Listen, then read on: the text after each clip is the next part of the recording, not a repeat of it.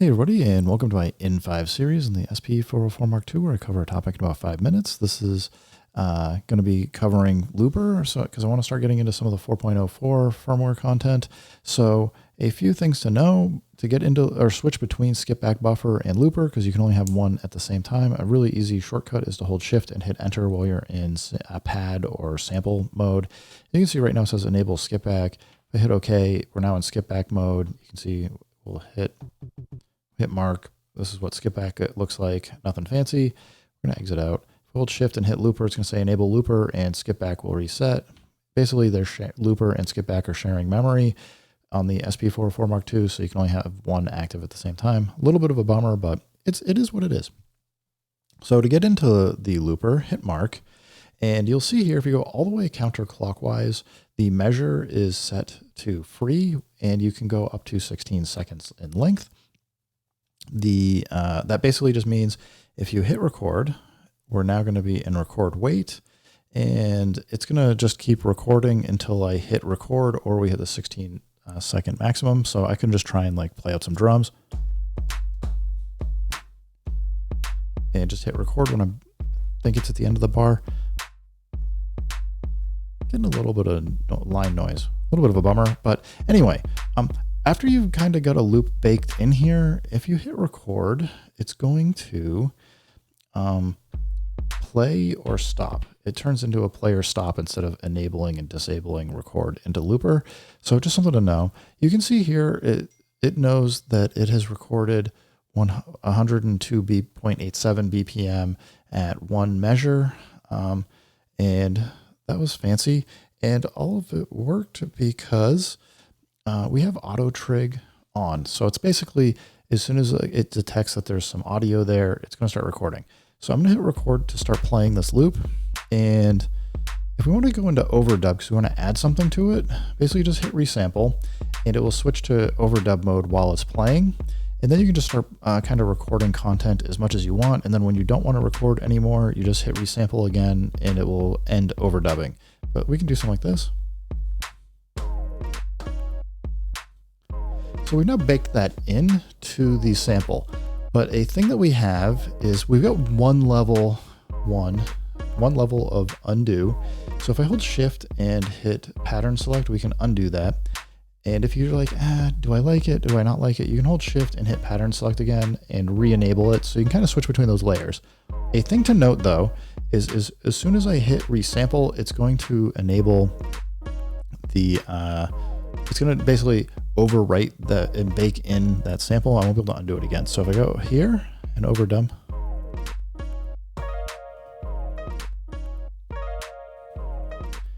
you can hear it's now added that in.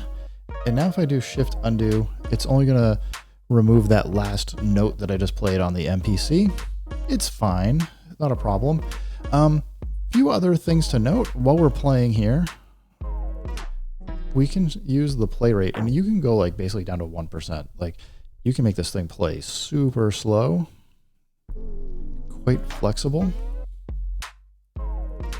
And I do want to notice, I want you to notice here, I can adjust the level. It's highlighted right here. I can use the value knob. So I can reduce this and make it silent or kind of dial it in. So if you're trying to like mix it in, that's cool. You do probably want your feedback most of the time set to 100% when you're overdubbing. I had it at 87, which means if I keep it in overdub mode, that will eventually fade out. And we can actually just do it so you can kind of see. I'll go down to like a more extreme amount. And you're just gonna hear, it's gonna keep getting kind of quieter and quieter. So if you're looking for like a way to fade out of a loop, definitely not a bad way to do it. But let's go all the way back. We're gonna put it 100. And if you got headphones, you might be able to hear it. But we're just gonna get out of overdub. I'm gonna hit record to stop playing. So let's say you're just like, I'm done with this loop. I don't want it anymore. Just hit delete and you will delete whatever you had in the contents.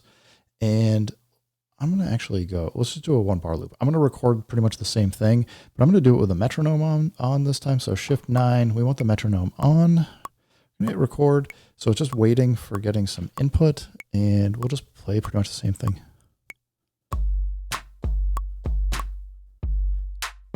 So you can hear Metronome went off because we're not in record mode anymore.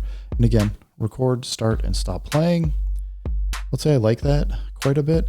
If I want to write this out and save it, I can just hit copy, select a pad. You can see it's already recorded it out immediately. You can probably do some fancy stuff. Like you can hold down enter. I thought you could do this. Maybe you can't. I suspect that you can get from playing a loop, write it out. You can stop this and then kind of do something where you like trigger the loop over here. Yeah, you could hear like it kind of glitched a little bit, but if you hit gate, loop at the same time and the pad and record, a little finicky, but you can kind of get out of a loop if you needed to and like basically write it out and then play it. And then you have your looper available for recording some more stuff. Now, let's say you want to keep playing this here, but that we don't want to keep kind of writing that and recording it. Well, you got to hold shift down and you can adjust your routing to external in if you want. And that way you can keep playing whatever pads you want on your MPC, or not MPC, or SP404 Mark II. You can play whatever pads you want. And then if you play from an external instrument like the MPC, you'll then be able to take and record just external sounds and layer it on. So it can be kind of handy to do that. Let's stop this. We're gonna go back and record again. So we got this loop going. Nice. Let's say we've powered off our SP404 Mark II and we don't have any content in here anymore. Well, and you want to load, like, let's say we want to load this back in later. So I'm going to hit delete. I've emptied out, I'm going to turn off the metronome too. Don't need it. I've emptied out the buffer for the looper, either because I turned it off or I just emptied it out. But then I realized, oh man, I want this loop back. Well, what you need to do is you're gonna hold pitch and speed, and you'll see like if I tap a pad, it's gonna assign the BPM to whatever the loop is. So the one that I want to load is what we just recorded off on pad 2. And so hold pitch speed and whatever pad you want to kind of load in as your loop. You're gonna need to adjust your measures here. And a thing that you need to do, actually I need to make sure routing is set to mix, not ext in, because we want to load this sample from the SP404 Mark II pad. So if I hit record, it's going to sit here and wait.